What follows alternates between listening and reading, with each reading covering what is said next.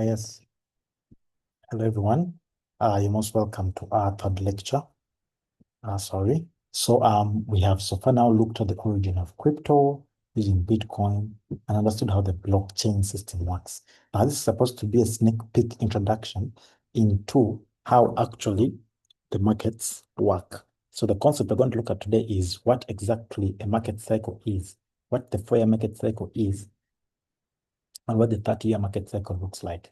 Because these are the things that drive the market consistently, continuously. So it's very important for you to understand market cycle.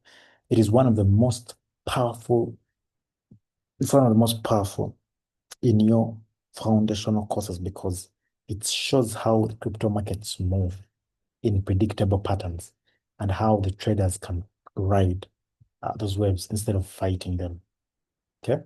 So ideally, at the end of this lecture, it's possible to understand what a market cycle is, how to identify the 4 emotional stages in every market cycle, explain how Bitcoin respects those 4-year cycles, and see how these small cycles fit into the longer 30-year market cycle, and learn how these mean for time entries, what this means for time entries and exits in certain periods of trading.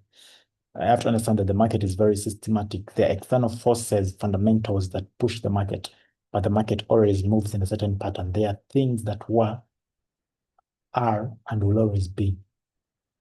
History keeps repeating itself.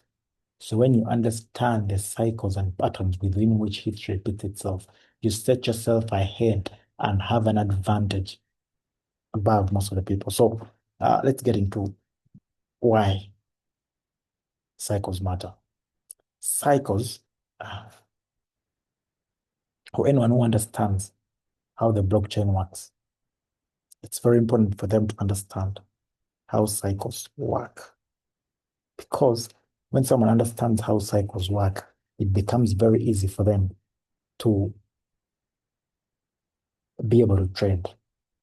Okay. So I want to get into why cycles matter. Here's a secret. Crypto doesn't move randomly. This is not only about crypto. It's all financial markets. It moves in cycles, just like seasons.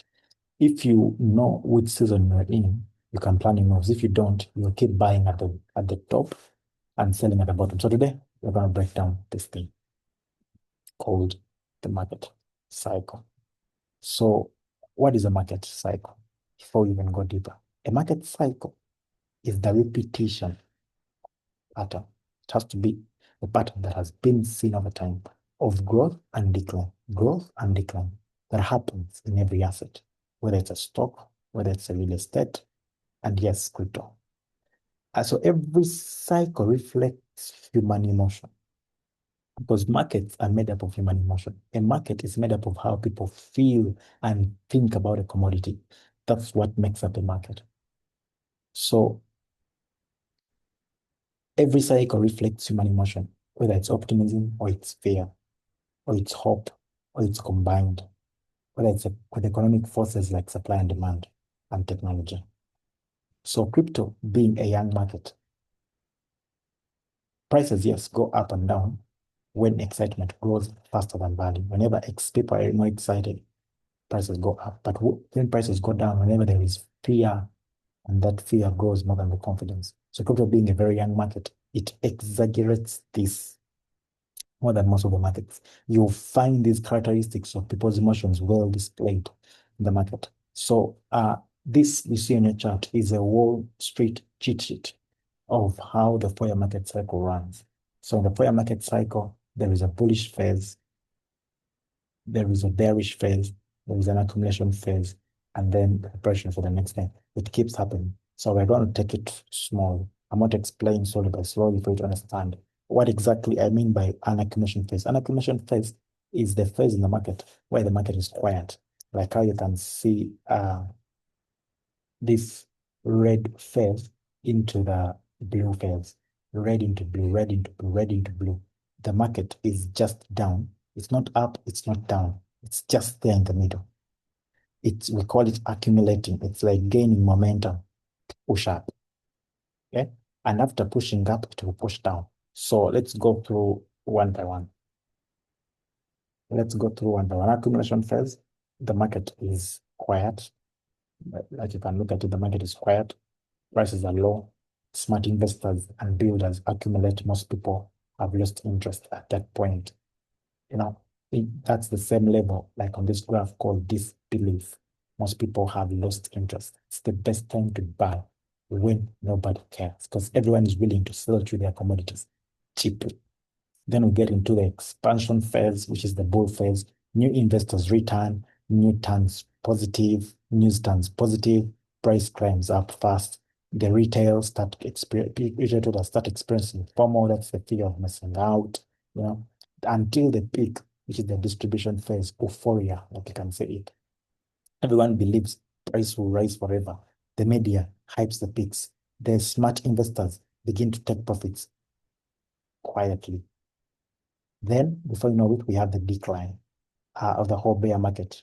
It comprises of the complacency, anxiety, denial, panic, everything. Fear, panic, selling, takeover, the bubble pops, weak hands exit, strong hands prepare for the next accumulation. Then the cycle keeps repeating. We go through bullish to euphoria, then to bearish accumulation, and like that. So it keeps repeating like that and like that. Tutti, tutti, tutti, tutti. So ideally, you're supposed to be buying at the lows, selling at the highs, buy at the lows, sell at the highs, buy at the lows, sell at the highs, buy at the lows, sell at the highs, buy at the lows, sell at the highs. So you have to be able to notice when is low, when low is low, and when high is high, and you can buy at the lows, sell at the high, buy at the lows, sell at the high. So now Bitcoin, it's 4-year market cycle. Let's talk about Bitcoin because now it's one of the major market indicators because almost 60 to 80% of the crypto market follows what Bitcoin does. Why? Because the entire market capitalization of Bitcoin, almost a 50, is it 51, 52, 56 to 60% is held in Bitcoin. For example, the market sits at it hit $4 trillion. You can find that of that $4 trillion, 2 point something belongs to Bitcoin. 2 point something trillion dollars belongs to Bitcoin. And then all these other 2 point something trillion dollars or 1 point something trillion dollars is being shared by the other coins. So it's a very big market indicator. And because in most cases, by the time Bitcoin starts to move down, then money is moving out of the market. And if it starts to move up, money is entering the market. You see that? So when you understand the 4-year market cycle of Bitcoin and how it came to be and play, the events that surround it, it becomes easier for you to read. So every 4 year, the number of new Bitcoins mined per block is cut into half. Remember, I told you how blockchains work. I told you about nodes. I told you about miners who verify, and I told you that they earn from the blockchain by mining. Every time they confirm a block to be added, they are awarded the native coins of that blockchain. So the Bitcoin miners are normally awarded Bitcoin. From the very beginning, I think it was 50 Bitcoin. But every 4 years, that amount is cut into half.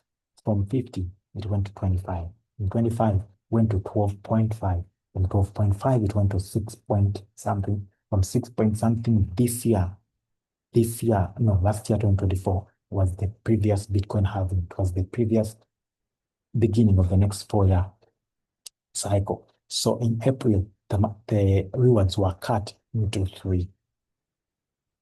So every 4 years, the new Bitcoins mined per block, it's cut into half. That means that the supply decreases. These people are still doing the same work, putting in maybe the more money, but now they're being given less Bitcoin.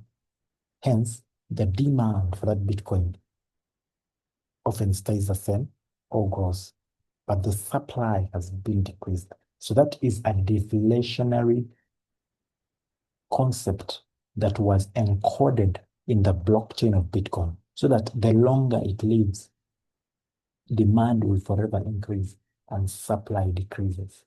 One, they made sure they only make 21 million Bitcoins that will ever exist in the whole world. You can never mine any more Bitcoin. It's only 21 million. The moment all the 21 million are done being mined, you can never mine or you can never make any new ones. Then secondly, the people that earn this Bitcoin, their number of Bitcoins that are given to them keeps on being halved, keeps on being halved, keeps on being halved, keeps on being halved. You get the point? So, and this creates a supply shock, leading to a bull market roughly 12 to 18 months later. The moment the halving happens, it can lead to a bull market. So normally the halving happens at the end of the accumulation phase, leading into a bull market 12 months to 18 months later. So for example, the first halving happened in 2012. Price moved from $12 to $1,000 after that halving, 12 months to 18 months later. That means by the next year, 2013, the markets were up. The next halving happened in 2016. By 2017, price moved from $600 to $20,000 Bitcoin. The next halving happened in 2020, COVID, when everyone was home. By 2021, the prices had plummeted from 10,000 to 69,000. That's almost 60x. Okay. No, that's almost like not 60x. It's like 10x and above. So 2024 last year was the next halving, and ever since then the price moved. Because before the halving the price was at $40,000. Prior the halving it had already risen to $74,000, and by the end of the year it was already at $100,000. Right now we are sitting at $100,000 to $120,000 from $40,000 in January 2024. By 2025, it started at $120,000 and is still going. So that is the rhythm, that is the rhyme of how the markets normally be. You get the point. Every 4-year market cycle marks a new surge, a new wave, a new investors coming to the market, new hype comes to the market that tends to push it. So the rhythm is like this. The first year is accumulation, like 2023 was accumulation. 2024 is recovery. Massive bull runs happen between 2024 and 2025. And then between 2025 and 2026, a crash happens. Then again, the cycle repeats. 2027, accumulation happens. 2028, Bitcoin halving happens. Until we keep repeating like that. So every 4 years, the crypto experiences a mini economic cycle. Then there is what we call a 30-year perspective. Now, crypto has not existed yet for 30 years solid, but it's about to hit 30 years, I think by 2030.